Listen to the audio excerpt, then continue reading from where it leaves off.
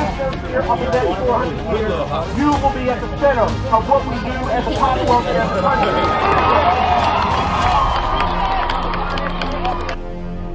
Hello, Virginia Democrats. It's Lieutenant Governor Justin Fairfax, and excited to join you all virtually for this 2020 DPVA State Party Convention. And I want to thank all of those who are working so hard on behalf of our party and also on behalf of all 8.5 million Virginians, which I'm very proud to represent as Lieutenant Governor. We are at an incredible and defining moment in the history, not only of the Commonwealth, but of our nation. This is the first year of the next 400 years of Virginia and of America. And we are faced now with challenges unlike any we have seen in my lifetime. We have the triple crisis regarding COVID-19 pandemic, the economic crisis that has followed, and also now a crisis in policing and police brutality and civil rights. And so we as Democrats are the party who we're best equipped to meet this moment and these challenges, to make sure that no one is left out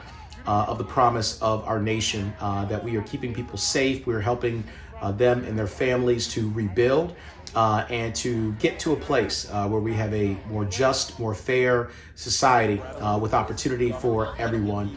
And so here in Virginia, the place where so much history began, we're going to make a new kind of history by charting a different course here in 2020.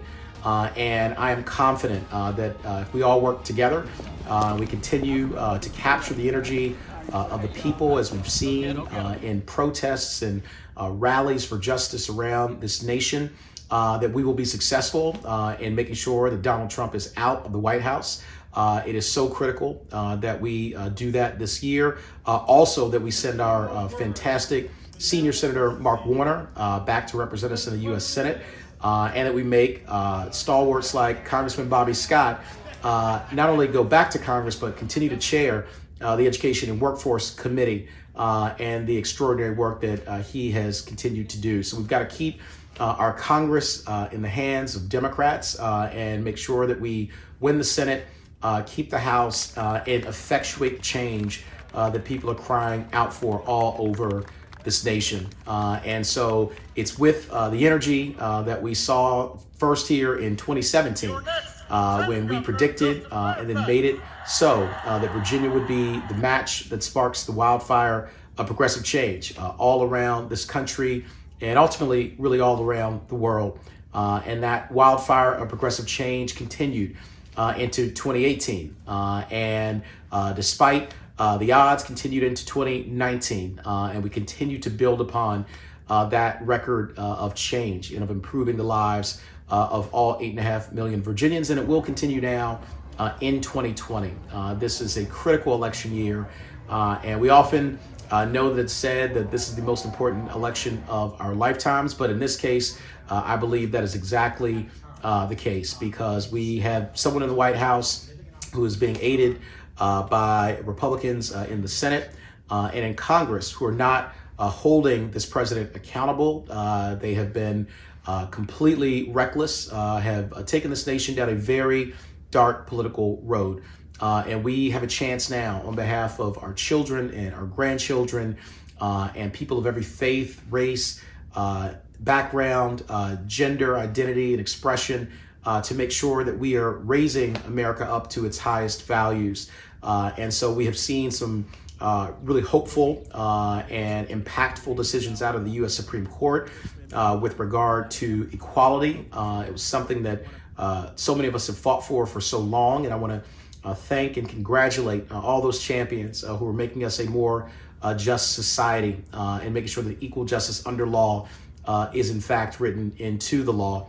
And then just today, the decision out of the Supreme Court protecting our dreamers. And that is another powerful statement that we are going to lift this nation up to its highest ideals, to include everyone in the promise of this nation. But there's so much more work to be done. The Lieutenant Governor for the Commonwealth of Virginia, Justin Fairfax.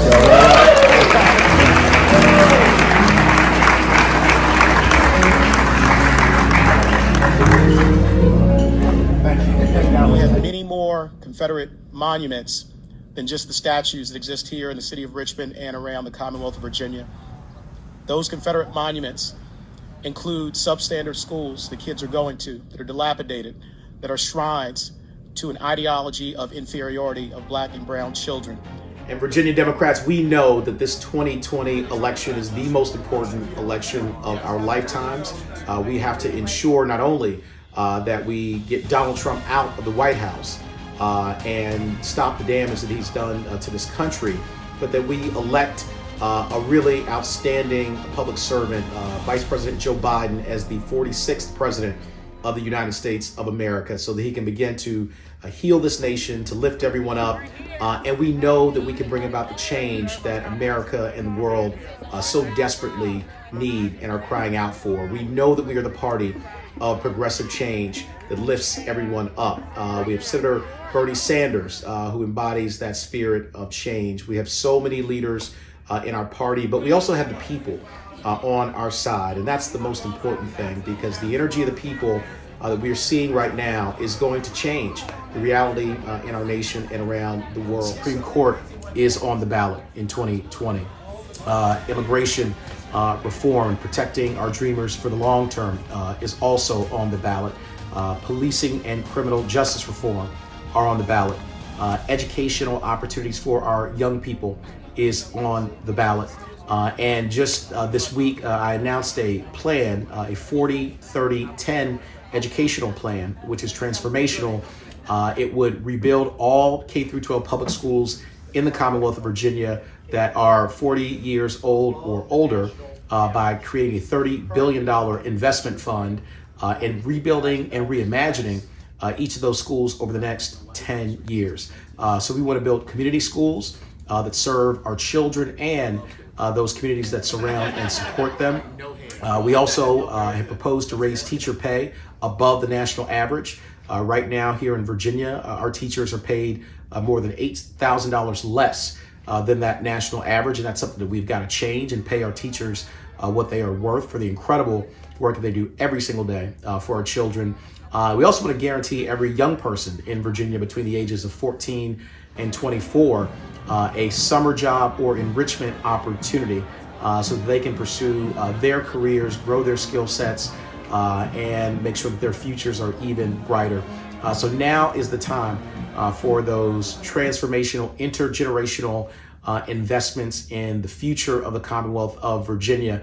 And even as we rightly tear down the statues of bronze and stone to the Confederacy and to racial oppression in Richmond and all throughout the Commonwealth of Virginia, we also have to tear down the living monuments that carry that racial oppression from generation to generation to generation.